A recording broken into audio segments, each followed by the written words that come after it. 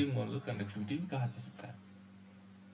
ठीक है, आगे देखें इसमें, तो यहां पर क्या है, ये कहता है कि यदि मान लीजिए,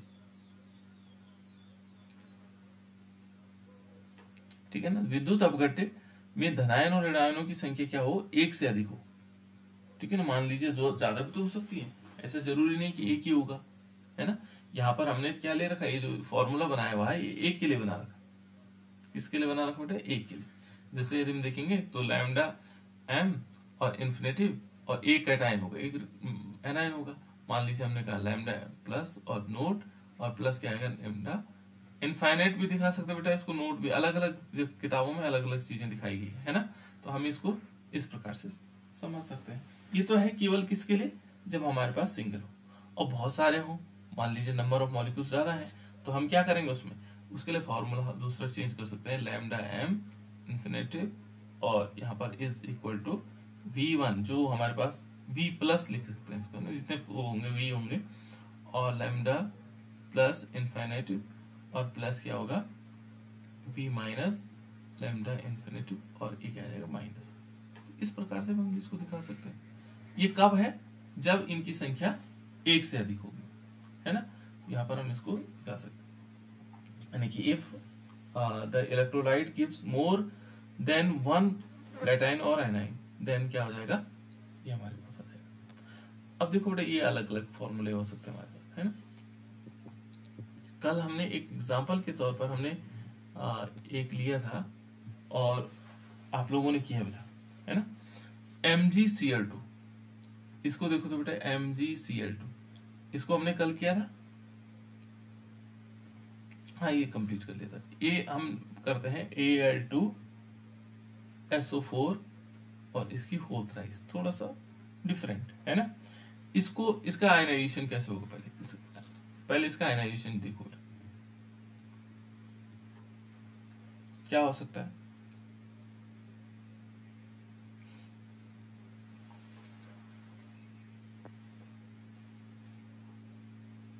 किसी को मालूम है?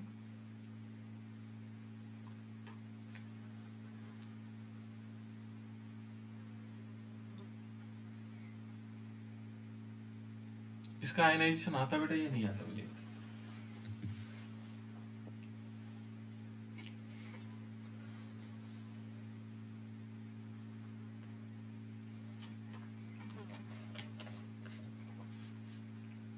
चलो मैं आयनाइजेशन बता देता हूं आपको। जैसे यहां पर देखो, जो सल्फेट आयन होता है बेटा SO4 होता है, उस पर कितने चार्जेस होते हैं? Sir 2 minus. ठीक है ना, यानी कि सल्फेट आयन पर 2 माइनस चार्जेस है। SO4 पर हम क्या लगा देते हैं, 2 माइनस चार्ज लगा देते हैं। कितने नंबर ऑफ मॉलिक्यूल्स कितने हैं? सर 3 हो जाएंगे, है ना। देखो यहाँ पर हमारे पास 3 है, ये सल्फेट आयन है 2 माइनस चार्ज है और ये 3 है, देखो ठीक। अब एल्युमिनियम पर कितना चार्ज होगा?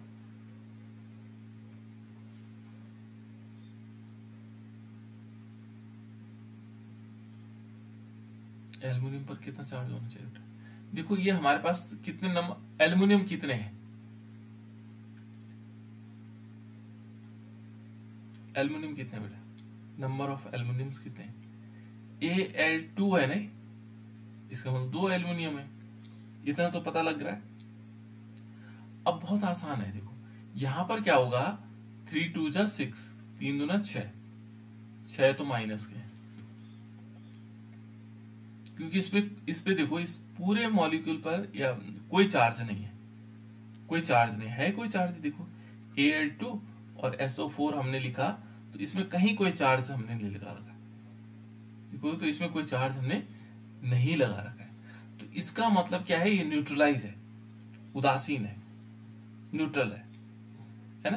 तो यहां पर देखो 3 2 जा 6, इतना तो हमने निकाल दिया कि इसमें 6 माइनस चार्ज इस पर होते, तो इसका मतलब क्या होगा, 6 प्लस चार्ज एल्युमिनियम पे भी होंगे, लेकिन एल्युमिनियम पर 6 प्लस चार्ज कैसे होंगे, ये 2 हैं तो 2 पे क्या होंगे, 6 6 माइनस प्लस चार्ज होंगे, तो इसका मतलब इस पर 3 पॉजिटिव चार्ज लगा दो तो हमारे पास क्या आ जाएगा 3 दूना 6, 6 माइनस और 6 माइनस, या 6 प्लस हो जाएंगे 6 माइनस हो जाएंगे। तो इस प्रकार से यदि हम इसका आयनाइजेशन करते हैं, ध्यान रखिएगा बेटा, इसका आयनाइजेशन करते हैं तो इसको कैसे किया जा सकता है, इसको समझने का तरीका यही है ना।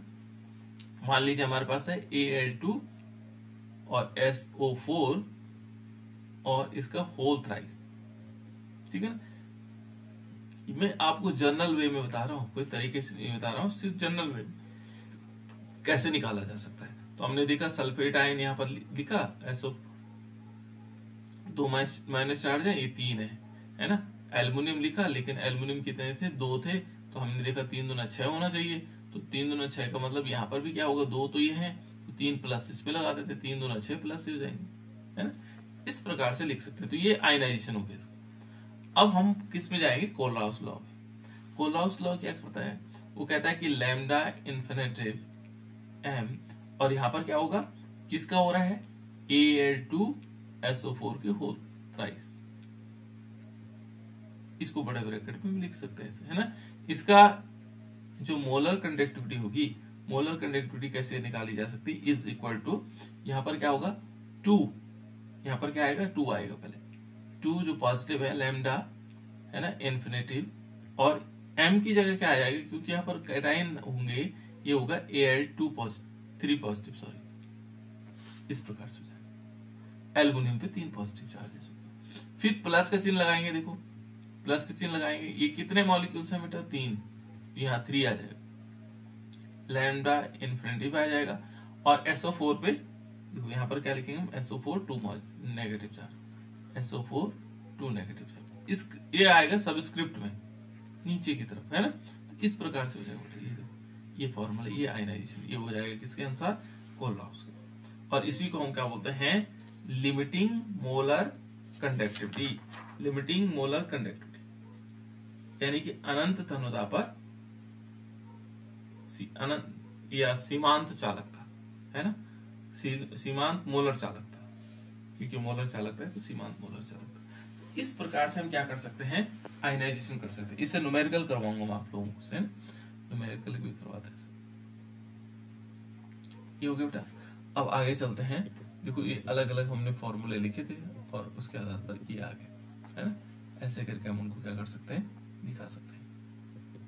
अब देखो ये है जो हमारे पास क्या होंगे, एप्लीकेशन होंगे बेटा, कोलराउस नियम के उपयोग, यानी कि हम इसको ऐसे लिख सकते हैं कि एप्लीकेशन, एप्लीकेशन का मतलब यहाँ पर उपयोग से होता है ना, एप्लीकेशन ऑफ कोलराउस लॉ, क्या होगा, कोलराउस लॉ, कोलराउस लॉ।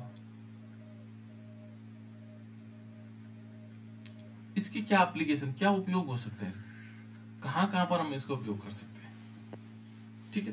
तो पहला पॉइंट यदि देखेंगे, यहां पर आएगा बेटा, इसमें ये कहता है कि दुर्बल वैद्युत अपघट्य के आयनन की मात्रा, ठीक है ना, अल्फा, इसमें क्या होगा, दुर्बल वैद्युत अपघट्य का मतलब होगा वीक इलेक्ट्रोलाइट, है ना।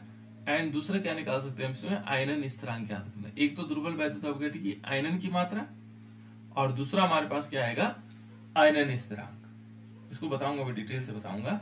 यानी कि हम क्या कर सकते हैं इसमें, डिटर्मिनेशन, हम क्या कर सकते हैं, डिटर्मिनेशन, किस चीज का डिटर्मिनेशन कर सकते हैं, determination of degree of ionization, यानी कि degree of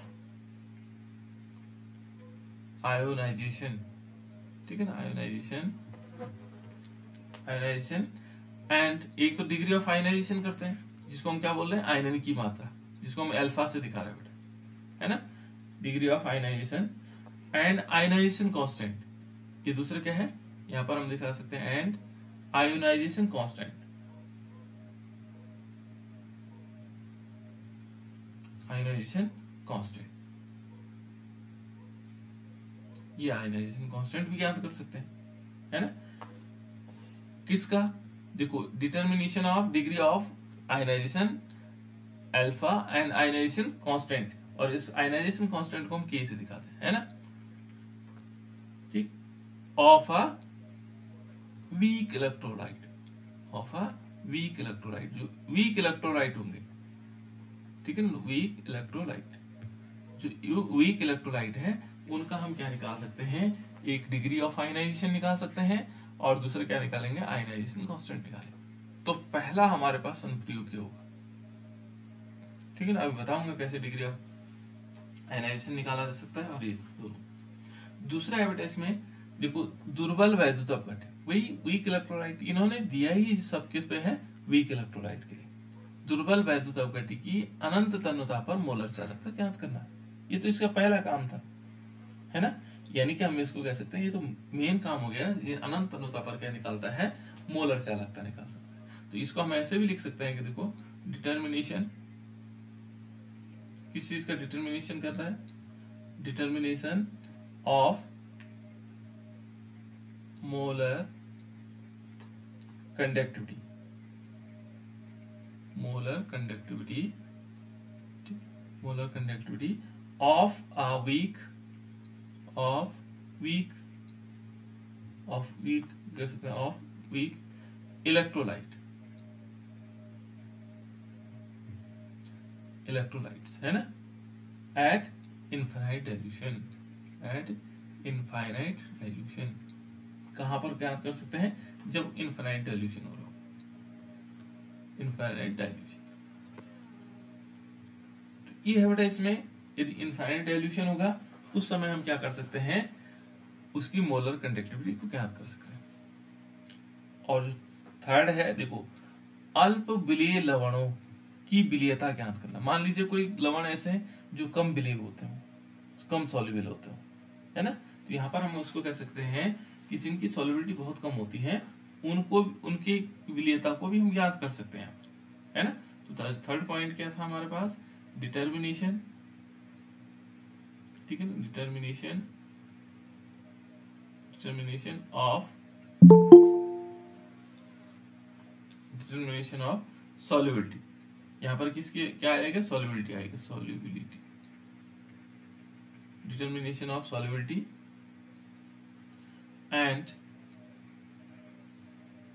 solubility product, solubility product of, product of, थोड़ा गड़बड़ हो रहा बेटा है ना, springly soluble salt, springly soluble salt, Sprüngli soluble salt, उसकी हम सॉल्युबिलिटी ज्ञात कर सकते हैं, ठीक है ना, जो कम मात्रा में घुला हुआ होता है। और जो लास्ट पॉइंट है इसमें ये है जल के आयनिक गुणनफल की गणना करना, ठीक है ना, एक कांस्टेंट होता है इसमें, ठीक है ना, आयनिक कांस्टेंट हम कह सकते हैं। तो यहां पर हम कह सकते हैं क्या आ जाएगा, calculation of ionic product of water,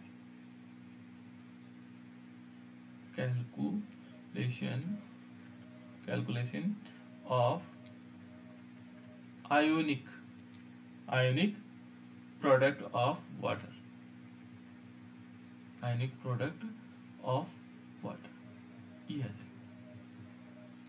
इतनी सारी चीजों को हम, ये एप्लीकेशन है उसकी, है ना, इनको हम क्या कर सकते हैं, वैसे भी याद कर सकते हैं, याद भी कर सकते हैं, कोलराउस नियम के अनुप्रयोग क्या है, तो इन पॉइंट्स को हम याद भी कर सकते हैं। चाहो तो आप स्क्रीनशॉट खींच लो इसका, सबसे बेस्ट तरीका तो यही है ना, फिर बाद में देख लेंगे, वो आपको नोट्स मिल जाएंगे, तब तक याद करने के लिए ऐसे कर सकते हैं।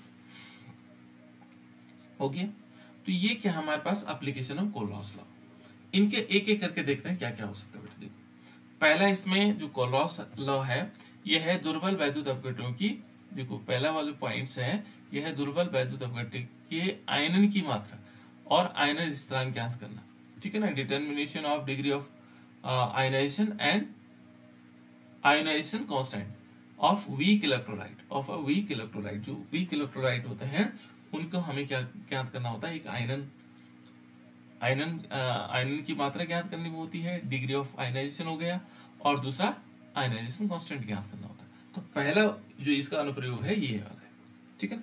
इसके बारे में देखते हैं। देखो यहाँ पर यदि हम देखेंगे तो किसी वैद्युत अपघट्य की विलयन की मोलर चालकता उसके आयनन की मात्रा पर निर्भर करती है। जितने आयनन होगा उसकी मोलर चालकता उतनी अधिक होगी, है ना। यानी कि तन्यता बढ़ाने पर आयनन की मात्रा और मोलर चालकता बढ़ती है।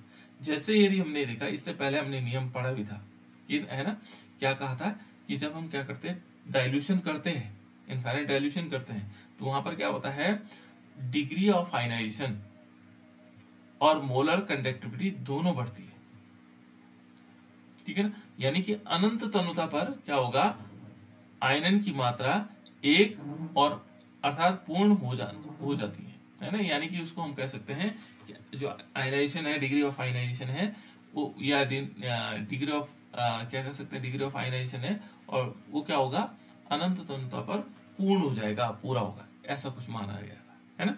यहाँ देख लो बेटा, जैसे क्या हो कह सकता है कि डिटर्मिनेशन कैसे कर सकते हैं हम इसका, ठीक है। तो यहाँ पर देख लो हमारे पास क्या है, आयनाइजेशन, ये देखो आयनाइजेशन कांस्टेंट की गणना करना। हम दुर्बल वैद्युत अपघट्य उदाहरण लेते हैं, जैसे माना हमने क्या लिया, ये लिया, देखो यहाँ पर लिया हमने CH3COOH, क्योंकि दुर्बल वैद्युत अपघट्य होते हैं बेटा, यहाँ ध्यान से सुनना, दुर्बल वैद्युत अपघट्य होते हैं वो कंप्लीटली क्या नहीं होते हैं, आयनाइज नहीं होते, हमने यही पढ़ा, ठीक है ना, कंप्लीटली आयनाइज नहीं होते हैं, यानी कि उनका आयनन पूर्ण नहीं होता है। लेकिन इन्होंने क्या किया, ये जब पूर्ण नहीं होता है तो तब भी इसके लिए कोलराउस ने कहा कि नहीं, हम तो निकालेंगे इसमें से पूरा, है ना। तो देखो इन्होंने क्या किया कि इसको कंप्लीटली आयनाइज करते हुए ऐसे अनंत तन्यता लाई, और अनंत तन्यता पर इन्होंने क्या कहा, उन्होंने कहा ये Cl- और प्लस H पॉजिटिव होगा, ठीक है। अब यदि इसका आयनाइजेशन कैसे देखा उन्होंने कहा हमारे पास एक पूरा मॉलिक्यूल एसिटिक एसिड था, है ना, यानी कि इसको हम किस फॉर्म में दिखा सकते हैं, 1 मोल के फॉर्म में दिखा सकते हैं। ये 1 मोल हमारे पास क्या था, एसिटिक एसिड था। अब जब स्टार्ट हुआ, जैसे माने यहां से हमने अभी पानी में डाला ही नहीं, एसिटिक एसिड अभी डाला नहीं है ना, तो यहां देखा तो यहां तो कुछ होगा ही नहीं, ये 0 होगा, यानी कि जो इनिशियल स्टेट होगी इसकी, है ना, क्या होगा, इनिशियल। जब हम क्या करेंगे, इनिशियली देखेंगे, इनिशियली का मतलब होता है बेटा प्रारंभ में, है ना। तो मोल में यदि देखेंगे शुरू में, जैसे हमने डालते ही तुरंत तो आयनाइज होगा नहीं, कुछ टाइम लगाएगा, 1 सेकंड 2 सेकंड 4 सेकंड, है ना। तो शुरुआत में इनिशियल स्टेट में यहां भी 0 था, यहां भी 0 था, कुछ टाइम बाद, है ना, कुछ टाइम का मतलब ये कहता है, देखो साम्य पर, यहां साम्य कह रहा है, साम्य का मतलब क्या होता है, कोई बता सकते बेटा, इक्विलिब्रियम का मतलब समझते हो, साम्य और इक्विलिब्रियम, एक बार रिपीट करना बेटा, अंजलि रिपीट करना, जिसकी बैकवर्ड और फॉरवर्ड रिएक्शन इक्वल होती है। बिल्कुल गुड। जहां पर क्या होगा, ऐसी कंडीशन आ जाती है कि जब फॉरवर्ड का मतलब एसिटिक एसिड, देखो यहाँ फॉरवर्ड में बता रहा हूं, है ना, ये एसिटिक एसिड हमारे पास, और एसिटिक एसिड से ये एसिटेट आयन और H+ आयन का बनना, ये दोनों बनेंगे ना, इससे तो दोनों बनेंगे, तो ये फॉरवर्ड रिएक्शन हो गई। इस रिएक्शन का जो रेट होगा, इस जो गति होगी, है ना, वेलोसिटी होगी, वो बैकवर्ड रिएक्शन के बराबर होगी। फॉरवर्ड रिएक्शन, बैकवर्ड मतलब इससे फिर ये बनेगा, इससे ये बनेगा। तो इन दोनों जो रिएक्शन है, ये फॉरवर्ड रिएक्शन और बैकवर्ड रिएक्शन, जहां पर क्या होगा, इक्वल होंगे, वैसी कंडीशन में क्या कहते हैं, इक्विलिब्रियम स्टेट। तो देखो एट इक्विलिब्रियम, तो यहाँ पर हम इक्विलिब्रियम के कंडीशन में देखते हैं, शुरुआत में प्रारंभ इनिशियल में तो कुछ नहीं बना था, यहाँ गए नहीं तो कुछ बना ही नहीं था, क्योंकि हमने डाले तब तुरंत होता नहीं इनिशियल स्टेट में। यहां से क्या हुआ, 1 माइनस, देखो इस 1 में से, 1 मोल में से अल्फा यहां निकल गया और अल्फा यहां बन गया, अल्फा H+ आयन बने और अल्फा माइनस आयन, तो ये टोटल मिलाकर के 1 माइनस अल्फा होगा, कितना होगा, इसमें से कुछ अमाउंट इधर इधर चलेगी, इसको हम क्या कह सकते हैं, ये कह सकते हैं इक्विलिब्रियम स्टेट। कुछ अमाउंट हमने यहां पर ले लिया। इक्विलिब्रियम में क्या होगा, जो प्रोडक्ट होंगे, प्रोडक्ट की जो मात्रा होगी वो रिएक्टेंट के बराबर होती है, उसको बोलते हैं बेटा फॉरवर्ड बैकवर्ड रिएक्शन, है, दोनों बराबर हो जाएंगे तो यहाँ पर रिएक्शन भी सेम होगा, ठीक है। अब ये तो था किस पर, जब कांस्टेंट क्या होगा, इक्विलिब्रियम स्टेट पर है। फिर यदि हम कहें कि कह रहा है कि सांद्रता मोल प्रति लीटर, यानी किसी कंसंट्रेशन पर, है ना, यहाँ पर हम कह सकते हैं इसको क्या कहा जा सकता है इसमें, जैसे यदि हम कंसंट्रेशन को देखेंगे तो कंसंट्रेशन अलग अलग कंडीशन में आती है ना। तो यहाँ पर क्या होगा, ये तो किसके लिए है, ये किसके लिए था बेटा, ये तो था हमारे पास। अब इसको यहाँ पे लिख लेना आप, कंसंट्रेशन यहाँ लिख लेते हैं, कंसंट्रेशन एट इक्विलिब्रियम, ठीक है ना। पहले इक्विलिब्रियम में देखते हैं, ठीक है ना। इसको कंसंट्रेशन एट इक्विलिब्रियम क्या होगा, एट इक्विलिब्रियम,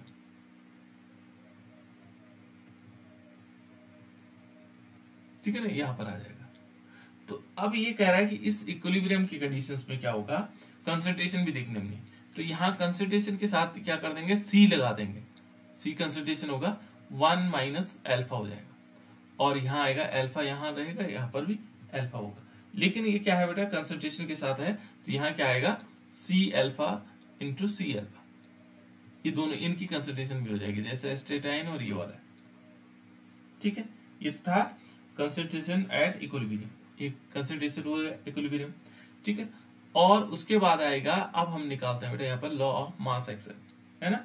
यहाँ पर एक नियम था द्रव्य अनुपाती क्रिया नियम, है ना। द्रव्य अनुपाती क्रिया नियम के अनुसार तो हम कह सकते हैं अकॉर्डिंग टू, किसके अनुसार, according to law of mass action, law of mass action, द्रव्य अनुपाती क्रिया नियम के अनुसार क्या आएगा, यहां पर हम कह सकते हैं द्रव्य अनुपाती क्रिया नियम के अनुसार, ये द्रव्य अनुपाती क्रिया नियम, ये लिखा हुआ भी, द्रव्य अनुपाती क्रिया नियम सी, ये द्रव्य अनुपाती क्रिया नियम के अनुसार। तो इस नियम के अनुसार क्या होगा, इन्होंने क्या कहा, ये थोड़ा सा गड़बड़ हो रखा है ना, इनको भूल जाएगा, ये थोड़ा सा अलग टाइप है ना। यहाँ पर क्या होगा कि जो द्रव्यानुपाती क्रिया नियम क्या कहता है कि जो के होगा, कांस्टेंट होगा, वो क्या होता है, हमेशा जो प्रोडक्ट होते हैं, प्रोडक्ट की जो कंसंट्रेशन है और रिएक्टेंट की कंसंट्रेशन के बराबर, बटे में क्या आ जाएगा, रिएक्टेंट की कंसंट्रेशन, ठीक है। तो यहां पर यदि हम इसको देखेंगे तो क्या आना चाहिए, जो हमारे पास आएगा किस प्रकार से आना चाहिए बेटा, यदि हम कंसंट्रेशन देखते हैं तो यहाँ पर इस टाइप से हम कह सकते हैं कि K इज इक्वल टू, यहाँ पर होगा active mass of H plus ion, जो H प्लस आयन है, ये देखो ये प्रोडक्ट है ना, और active mass of acetate ion, ये एसिटेट आयन, देखो ये एसिटेट आयन, क्योंकि जो प्रोडक्ट का होगा वैल्यू एसिटेट आयन, इस टाइप से, और अपॉन क्या होगा, अपॉन में आएगा reactant, active mass of reactant, यानी कि ये इस टाइप से आएगा CH3COH, और इसको हम एक्टिव मास दिखा सकते हैं। तब ये जाकर के क्या हुआ, इसको बोलेंगे, क्या बोलेंगे इसको, बताओ बेटा, क्या द्रव्यानुपाती क्रिया नियम के अनुसार क्या होगा, ये कांस्टेंट आएगा, इक्विलिब्रियम कांस्टेंट आएगा, ठीक है ना। यानी कि हम कह सकते हैं आयनन कांस्टेंट भी हम कह सकते हैं, अभी तो इक्विलिब्रियम कांस्टेंट है, आयनन कांस्टेंट हम निकाला है, तो इस प्रकार से हम वैल्यू रख लेंगे, और फिर इस वैल्यू को देखो हमने ये ले लिया इसमें से देख करके, लेकिन इनकी जगह पर क्या रखेंगे, इनकी H प्लस की जगह पर क्या रखेंगे, C इंटू अल्फा कर देंगे, ठीक है ना। ये एस्टेट आयन की जगह C इंटू अल्फा कर देंगे, एस्टिक आयन की जगह ये वाला आ जाएगा, देखो ये। अब हमारे पास क्या आ जाएगा, इसको बोलते हैं आयनाइजेशन कांस्टेंट। तो यहाँ पर ionization constant K is equal to, ये तो इक्विलिब्रियम कांस्टेंट हो सकता है, इक्विलिब्रियम कांस्टेंट हम निकाल सकते हैं, तो ये आयनाइजेशन कांस्टेंट क्या होगा, C इंटू अल्फा, ये एक के लिए लिया हमने, है ना, और इंटू का चिन्ह फिर बीच में, फिर क्या आएगा, गुणा का चिन्ह आएगा, और यहाँ पर आएगा C अल्फा, है ना, ये दोनों C अल्फा आ जाएंगे, और इस होल के बटे में क्या आएगा, C, और यहाँ आएगा 1 माइनस अल्फा, ये तो था ऊपर, ये तो हमने लिखा, है ना। और इसको सॉल्व करने के बाद यदि देखें तो यहां से देखो, इस C में तो C एक कॉमन, एक C तो बचेगा उस ऊपर वाले में, है ना, एक C से C कैंसिल हो जाएगा, है ना। तो यहां पर क्या होगा, ऊपर बचेगा, तो देखो अल्फा स्क्वायर, अल्फा का स्क्वायर बचा, बटे में क्या है, 1 माइनस अल्फा आया, 1 माइनस अल्फा बचा हुआ, इंटू क्या बचा ऊपर, देखो ऊपर C बचा हुआ, तो ये हमारे पास इसकी वैल्यू आ जाएगी। तो तो ये है बेटा आयनाइजेशन कांस्टेंट, इसको हम क्या बोलेंगे, आयनाइजेशन कांस्टेंट। और पहले वाले में क्या था, देखो पहले वाले में था, इसमें हमारे पास ये है degree of ionization, degree of ionization, ठीक है। डिग्री ऑफ आयनाइजेशन कैसे निकालते हैं, ये कहता है कि किसी वैद्युत अपघट्य की मोलर चालकता उसके आयनन की मात्रा पर निर्भर करती है, जो उसकी आयनन की मात्रा होगी उस पर निर्भर करेगा। तन्यता बढ़ाने पर आयनन की मात्रा और मोलर चालकता बढ़ती है। अनंत तन्यता पर मान लीजिए, अर्थात एक, यदि हम क्या कहेंगे इसको, मात्रा एक अर्थात आयनन पूर्ण हो जाता है, ठीक है, आयनन क्या हो जाता है इसमें, पूर्ण हो जाता है। तो हम इस प्रकार से इसको दिखा सकते हैं, इसको, इसके लिए फॉर्मूला बन सकता है बेटा, है ना, सीधे मैं लिख लेता हूँ यहाँ पर। हम इस, ये जो अनंत तन्यता है, इसके लिए हम दिखा सकते हैं अल्फा, क्योंकि अल्फा है, अल्फा इज इक्वल टू हमारे पास k इंटू 1000, सॉरी 10,000 अपॉन क्या आ जाएगा c, और c को हम ब्रैकेट के अंदर लिख सकते हैं लैम्डा इन्फिनिटी प्लस, और प्लस कोलॉस के नियम अनुसार लैम्डा इन्फिनिटी माइनस, है ना, और ये बड़े ब्रैकेट के क्लोज कर देंगे इस प्रकार। तो ये वैल्यू इसकी आ जाएगी आयनन की, इसको मैं पूरा नहीं बता रहा हूँ, है ना। डिग्री ऑफ, जो डिग्री ऑफ आयनाइजेशन होता है वो अल्फा होता है। तो अल्फा डिग्री ऑफ आयनाइजेशन हमेशा किसके बराबर होगा, ये होगा जो मोलर कंडक्टिविटी और इनफाइनाइट स्टेट में जो मोलर कंडक्टिविटी होगी, यानी कि इस प्रकार से हम उसको दिखा सकते हैं, ये है ना, इसके बराबर होता है। तो फिर हम इसकी वैल्यू रख सकते हैं, है ना, क्योंकि हमारे पास लैम्डा एम की वैल्यू क्या होता है, जो लैम्डा एम की वैल्यू होती है, lambda M is equal to हम लिख सकते हैं, ये होता है कप्पा इंटू 1000 अपॉन क्या कर सकते हैं इसमें सी। उस वैल्यू को हमने यहाँ लैम्डा एम की वैल्यू यहाँ रख ली, तो वो वैल्यू हमारे पास आ गई, है ना। तो सी की जगह फिर हम क्या कर सकते हैं, उसकी कंसंट्रेशन सी तो है हमारे पास, ठीक है ना। और यहाँ पर देखोगे तो लैम्डा, चलो इसको शुरू से बता देखो, दो चीजें हमारे पास है ना, ऐसे समझ लेते हैं, तो कंफ्यूजन करोगे आप लोग। देखो हमारे पास जो डिग्री ऑफ डिसोसिएशन होता है, सॉरी डिग्री ऑफ आयनाइजेशन होता है, तो डिग्री ऑफ आयनाइजेशन कैसे निकालते हैं बेटा, ध्यान रखना, degree of ionization, degree of ionization होता है उसको हम अल्फा से दिखाते हैं, ध्यान रखना। और alpha is equal to lambda M upon lambda infinitive M, ये दोनों हमारे पास वैल्यू है ना। अब इसकी जगह हम वैल्यू कैसे रख लेंगे, हमें मालूम है कि जो लैम्डा एम था हमने पढ़ा था, है ना, तो lambda M is equal to हमने पढ़ा था कप्पा इंटू 1000 अपॉन क्या पढ़ा था सी, ये पढ़ा था किसके लिए, मोलर कंडक्टिविटी, ठीक है ना। दूसरा हमने क्या किया था, लैम्डा इन्फिनिटिव एम, और ये पढ़ा था हमने, जो इसकी वैल्यू आई थी वो हमारे पास क्या आई थी, ये कोलराउस नियम के अकॉर्डिंग, है ना, लैम्डा इन्फिनिटिव प्लस हमने क्या किया था, लैम्डा इन्फिनिटिव माइनस, ये चीज पढ़ी थी।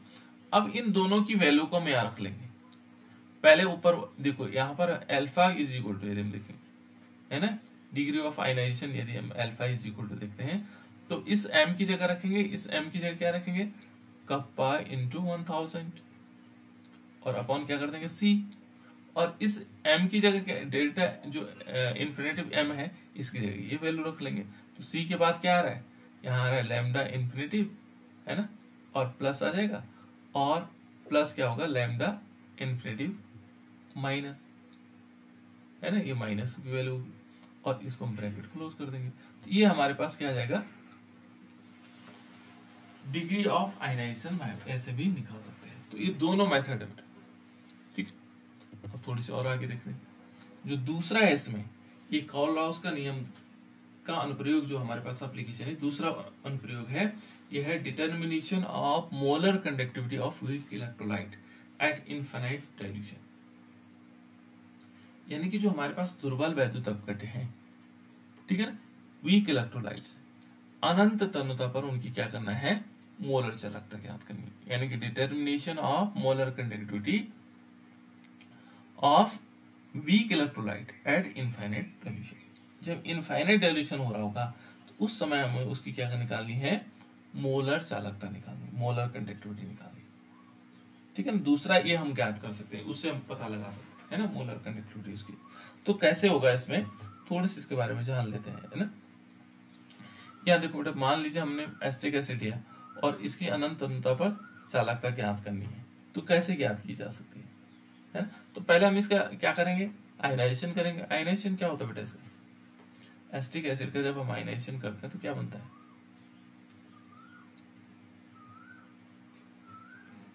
बताओ यहाँ क्या बनेगा।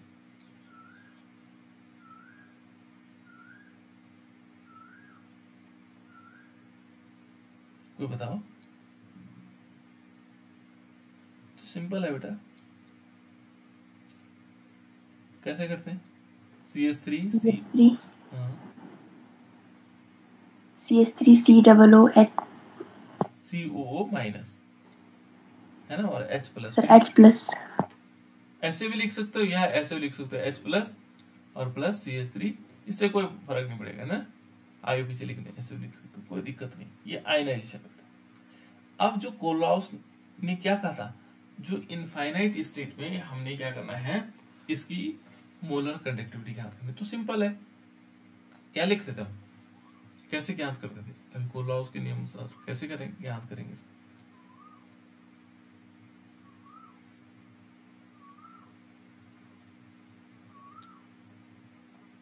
कैसे ज्ञात करेंगे बेटा इसको,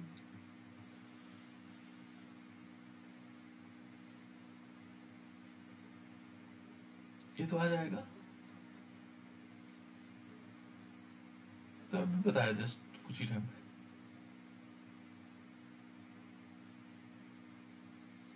देखो इसको हम ज्ञात कर सकते हैं, यहां पर हमने लिया लैम्डा इन्फिनिटिव और क्या क्या था, H प्लस आयन लिया था, है ना। H प्लस आयन भी ले सकते हैं और एसिटिक आयन भी ले सकते हैं। तो मान लीजिए हमने लिया एसिटिक आयन, यहाँ पर क्या लेंगे, H प्लस आयन ले या एसिटिक आयन ले, कुछ भी ले सकते हैं, कोई दिक्कत नहीं। मान लीजिए अभी मैं थोड़ा चेंज करके लेता हूँ, एसिटिक आयन लिया और प्लस क्या होगा, लैम्डा इन्फिनिटिव और H प्लस आयन, बस हो तो गया इसके मोलर। ठीक है। अब यहां पर ये ध्यान रखना है, इसमें दो चीजें हैं।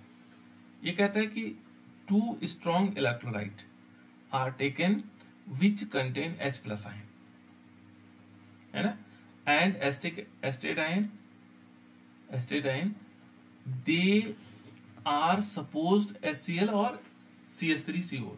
मान लीजिए ये कह रहा है कि इस टाइप से हमारे पास, इसको मैं बिठा देता हूं, है ना, हमारे पास दो हैं, दो कौन कौन से हैं, देखो दो स्ट्रॉन्ग इलेक्ट्रोलाइट्स हो सकते हैं, एक इसमें इलेक्ट्रॉन क्या हो जाएगा, स्ट्रॉन्ग इलेक्ट्रोलाइट्स हो जाएगा, और दो जिससे जो हमें ये प्राप्त हो जाए, जैसे मान लीजिए हमने CH3COOH प्राप्त हो जाए, लेकिन एक किससे प्राप्त करना है, स्ट्रॉन्ग इलेक्ट्रोलाइट से। मान लीजिए एक हमने HCl लिया, HCl क्या है बेटा, स्ट्रॉन्ग इलेक्ट्रोलाइट से। कैसे इलेक्ट्रोलाइट है, स्ट्रॉन्ग इलेक्ट्रोलाइट। और दूसरा हमने लिया CH3COONA, ये क्या, इसका नाम क्या है, पहले नाम पूछता हूँ। सोडियम एस्टेट, बिल्कुल, सोडियम एस्टेट लिया और HCl लिया, ये दोनों स्ट्रॉन्ग इलेक्ट्रोलाइट है। ठीक है ना। ये कहता है कि 2 strong electrolyte are taken which contain H plus ion, जिनके पास क्या होगा, H प्लस आयन होगा, एंड एसिटेट आयन। तो देखो इसके पास तो H प्लस आयन है और इसके पास क्या, एसिटेट आयन है। ठीक है ना, देखो ना, विच contain H plus ion and acetate ion. देखो दोनों स्ट्रॉन्ग इलेक्ट्रोलाइट कैसे हैं, ये दोनों स्ट्रॉन्ग इलेक्ट्रोलाइट है।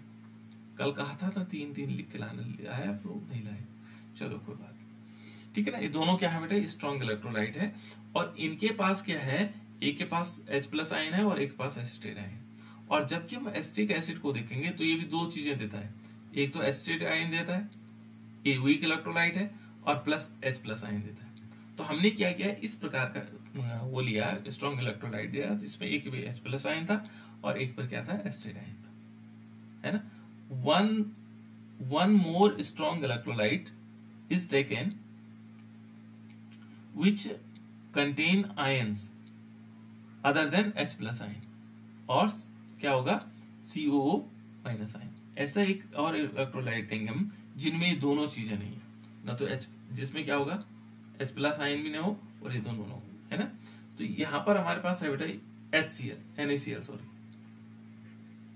Sodium chloride. देखो जो अब दूसरे वाले में क्या लिया, जिसमें यहाँ देखो Cl है और यहाँ Na है, जो बची हुई चीजें थी ना उसको हमने ले लिया। तो 3 इलेक्ट्रोलाइट हमने ले ली। ये कौन से हैं, तीनों के तीनों स्ट्रॉन्ग है, तीनों के तीनों स्ट्रॉन्ग इलेक्ट्रोलाइट है, ठीक है। अब इन स्ट्रॉन्ग इलेक्ट्रोलाइट में क्या करेंगे, देखो यहां पर तीनों हो गए, इनमें से हम क्या करेंगे, कोलराउस नियम के अकॉर्डिंग हम एस्टेट आयन, देखो हमारे पास 3 स्ट्रॉन्ग इलेक्ट्रोलाइट है और इससे हम ज्ञात कर रहे हैं कौन सा एस्टेट, यानी कि CH3COOH का मोलर कंडक्टिविटी। इन तीनों की मदद से हम इसकी मोलर कंडक्टिविटी ज्ञात कैसे कर सकते हैं। देखो बेटा ये 3 है हमारे पास, अलग अलग है, ये HCl अलग है, एस्टेट आयन अलग है, NaCl अलग है, और इन तीनों से मिलाकर के हम किसका निकालेंगे, CH3COOH का हमें क्या निकालना है, मोलर कंडक्टिविटी। तो कैसे निकाल सकते हैं, इस टाइप का क्वेश्चन आता है ना, न्यूमेरिकल टाइप का आता है। तो पहला काम हमने क्या करना है, हमें इन सब की कंडक्टिविटी निकालनी है ना। कैसे, जो हम इसको देखेंगे आयनाइजेशन, यहाँ पर हमारे पास यदि देखेंगे तो एसिटिक एसिड को हम कैसे निकालते हैं, इनफाइनाइट स्टेट में एसिटिक एसिड का हम इसको M कर देते हैं और यहाँ पर लिख लेते हैं CH3CO, है ना। इसको हम ऐसे लिखेंगे तो क्या आएगा, लैम्डा इन्फिनिटिव और यहाँ आएगा CH3COO माइनस और प्लस क्या आएगा, लैम्डा इन्फिनिटिव और H प्लस आए। एक इक्वेशन हम इसको मान लेते हैं, ये पहला वाला लिया, हम 3 ले रहे हैं ना, कौन कौन से ले रहे हैं, एक हम लेंगे CH3COO Na लेंगे, फिर हम क्या लेंगे HCl लेंगे, फिर हम लेंगे NaCl लेंगे, ये तीनों, और हमने एस्टेट आयन ये वाला हमें प्राप्त करना है CH3COOH, ऐसा हमें निकालना है, ये वाला निकालना है ना। तो चलो हमने इसको इक्वेशन नंबर ही। अब जो HCl है, HCl को कैसे लिखेंगे, HCl को कैसे निकालते बेटा, ये है ना HCl, है ना, यानी कि लैम्डा M इन्फिनेटिव और इज इक्वल टू क्या आएगा, लैम्डा इन्फिनेटिव और यहाँ आएगा H प्लस आयन और साथ साथ में क्या आएगा, plus lambda infinitive Cl minus ion, ये तो आएगा। फिर क्या निकालेंगे, ये तो HCl के लिए हो गया हमारे पास, किसके लिए हो गया, HCl। दूसरा यदि हम देखते हैं बेटा किसके लिए, एसिटेट आयन के लिए, CH3COO सोडियम एसिटेट लिया हमने, है ना, इसके लिए देखते हैं, इसके लिए क्या होगा, फिर वही लैम्डा इन्फिनिटिव M S, यहाँ पर क्या आएगा CH3COO Na आ जाएगा, और इज इक्वल टू क्या आएगा, लैम्डा इन्फिनिटिव और यहाँ पर क्या होगा, 2 पार्ट में टूटता है, यानी कि CH3COO माइनस और प्लस क्या आ जाएगा, लैम्डा इन्फिनिटिव और Na पॉजिटिव। ऐसा हो सकता है। तीसरा कौन सा बचा हमारे पास, तीसरा बचा NaCl, NaCl के लिए भी निकाल देते हैं, है ना, ये NaCl हमारे पास। तो यहाँ पर देखेंगे लैम्डा इन्फिनिटिव और M NaCl। अभी ध्यान देना बेटा, यहाँ पर बहुत महत्वपूर्ण बात अब आने वाली है ना, यहाँ तक तो आप लोगों को आ चुका है ना, लैम्डा ये आ जाएगा Na पॉजिटिव और यहाँ क्या कर सकते हैं प्लस, ये आ जाएगा लैम्डा इन्फिनिटिव और Cl नेगेटिव, ठीक है। अब इनको चाहो तो इक्वेशन नंबर डाल दो, ये इक्वेशन नंबर 2 हो सकता है हमारे पास, ये 3 हो सकता है, ये 4 हो सकती है, इक्वेशन अलग अलग डाल दो, है ना। अब इनको मिला करके हम क्या करेंगे, ये वाला निकाल सकते हैं, इन तीनों से मिला करके ये निकाल सकते हैं। कैसे, देखो जो हमारे पास इक्वेशन नंबर 2 और 3 है, कौन सी है, इक्वेशन नंबर 2 और इक्वेशन नंबर 3, इनको क्या कर देते हैं, ठीक है ना, ये कह सकता है इक्वेशन नंबर 2 और 3 को ऐड कर देते हैं, ठीक है ना। तो यहां पर हम लिख सकते हैं, चलो मैं एक नया कलर ले लेता हूं, ये थोड़ा सा टेक्निकली समझना है बेटा आप लोगों ने, है ना। यहां पर क्या करना है, हमने इक्वेशन नंबर कौन से, इक्वेशन नंबर 2 + 3, इनको 2 और 3 को जोड़ देते, ठीक है ना, इन दोनों को जोड़ देंगे, 2 इसको और इसको, तो जोड़ेंगे तो जोड़ने पर क्या होगा, कैसे बनेगा, देखो दूसरे वाली इक्वेशन में क्या है, दूसरी वाली इक्वेशन में देखोगे तो यहां पर हमारे पास लैम्डा, ठीक है ना, इन्फिनिटिव M और क्या है, सोडियम एस्टेट है, यानी कि CH3COONA। देखो ये हमारे पास इस तरफ है बेटा, और प्लस हम क्या कर रहे हैं, ये वाला देखो, ये हमारे पास दूसरी क्वेश्चन का है, क्वेश्चन नंबर 2,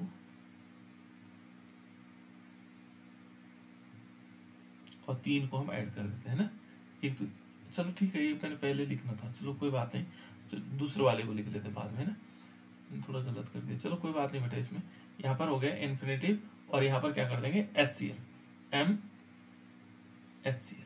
ये देखो इक्वेशन नंबर 2 ये है, और 1 3 है ना, थोड़ा अंतर हो गया, आगे पीछे हो गया। और इज इक्वल टू, देखो यहाँ पर इक्वेशन नंबर 2 और 3 है, तो 2 में तो ये था, 2 में सॉल्व करने के बाद ये आएगा, और 3 में ये आएगा, जो सॉल्यूशन आएगा, जो हमने 2 और 3 को लिखा। तो हम उसी फॉर्मेट में लिख लेते हैं इसको। यहाँ पर क्या आएगा, ये इक्वेशन नंबर 2 है, और यहाँ पर क्या कर लेंगे, ये आएगा हमारे पास लैम्डा इन्फिनेटिव M, इसको इसी फॉर्मेट में लिख लेते हैं ना, CH3COO माइनस, ऐसे ब्रैकेट के अंदर। फिर क्या करेंगे, लैम्डा इन्फिनेटिव, और यहाँ क्या आएगी, यहाँ वैल्यू आएगी इसका Na पॉजिटिव, ये तो है पहले वाला। फिर क्या करेंगे, फिर प्लस है, फिर इस HCl वाले का निकालो, HCl वाले का लैम्डा इन्फिनेटिव, और यहाँ पर क्या आएगा, H प्लस आएगा, और plus lambda infinitive Cl minus. ये हो गया हमारे पास इक्वेशन नंबर नेक्स्ट, जो अगली वाली इक्वेशन है। और इस इक्वेशन नंबर 5 मान लो, और इसमें से जो 5 वाली इक्वेशन है ना, यहां पर हम लिख सकते हैं सबस्ट्रैक्ट, लिख सकते हैं घटाने के लिए, यहां पे लिख रहा हूं मैं, है ना, सबस्ट्रैक्ट इक्वेशन नंबर 5, है ना, और इक्वेशन नंबर 5 से हम क्या करेंगे, फ्रॉम, इसको फ्रॉम लिख लेना, फ्रॉम इक्वेशन नंबर 5 to 3 वाले तो हमने काम कर दिया था इसका। तो अब हमारे पास इस 4 को घटा देंगे, -4, देखो 5 - 4 कर दिया हमने, 5 - 4, ये जो 5 इक्वेशन नंबर है उसमें से हमने 4 को माइनस करना। अब यहाँ 4 वाला लिखते हैं, ये माइनस वाला है, इस समय हम चिन्ह माइनस कर देते हैं, इसको थोड़ा कलर चेंज करके मैं बताता हूँ आपको। इसको क्या कर देते हैं, माइनस वाला कर देते, देखो ये माइनस वाला हो गया, है ना। तो माइनस में क्या होगा, ये तो प्लस में ऊपर वाले, अब माइनस में क्या, किसका निकालना हमने, अब ये निकालना है, ये सोडियम एस्टेट ये वाला, है ना। तो यहाँ पर आ जाएगा लैम्डा M इन्फिनेटिव, और यहाँ आएगा सोडियम क्लोराइड NaCl, इस तरह, ठीक है। और इज इक्वल टू क्या होगा, देखो यहाँ पर यदि हम करेंगे तो लैम्डा M इन्फिनेटिव, और सॉरी M नहीं लिखा था यहाँ पे, Na पॉजिटिव, ठीक है ना, Na पॉजिटिव, और माइनस, क्योंकि माइनस का चिन्ह इसमें लगे, इसमें माइनस हो जाएगा, है ना, माइनस क्या आएगा, भले उसमें टोटल में है, तो लैम्डा इन्फिनेटिव और Cl माइनस। तो अब देखो इसमें से घटा के देख लेते हैं, तो यहाँ देखो बेटा ऊपर वाली इक्वेशन में ये वाला Na पॉजिटिव, ये वाले पॉजिटिव से कैंसिल, Cl वाला Cl से कैंसिल। अब यहाँ क्या बचा, यहाँ जो बचा हमारे पास, ये बचा लैम्डा इन्फिनेटिव, और ये बना CH3COO माइनस, और इधर कितना बचा, ये देखो H प्लस वाला बचा, plus lambda infinitive H plus. तो इससे क्या बनेगा, देखो इस, ये जो यदि हम इन दोनों को देखते हैं तो ये किसके बराबर है, ये इसके बराबर है, ठीक है ना। ये क्या किसके बराबर आ जाएगा, लैम्डा इन्फिनेटिव, सॉरी बेटा यहाँ पर समझ लेना आप, लैम्डा इन्फिनेटिव, और ये आएगा इसके बराबर, ठीक है ना। तो अब हम इन तीनों को मिला करके, इन तीनों को जब हमने मिलाया तो इन दोनों को जोड़ा, और फिर इस NaCl को घटाया, तो हमें क्या हुआ, एस्टेट आयन का क्या मिल गया, दुर्बल वैद्युत अपघट्य की अनंतता पर मोलर चालकता ज्ञात हो गई, ठीक है ना। तो इस प्रकार से हम ज्ञात कर सकते हैं, ठीक है ना। तो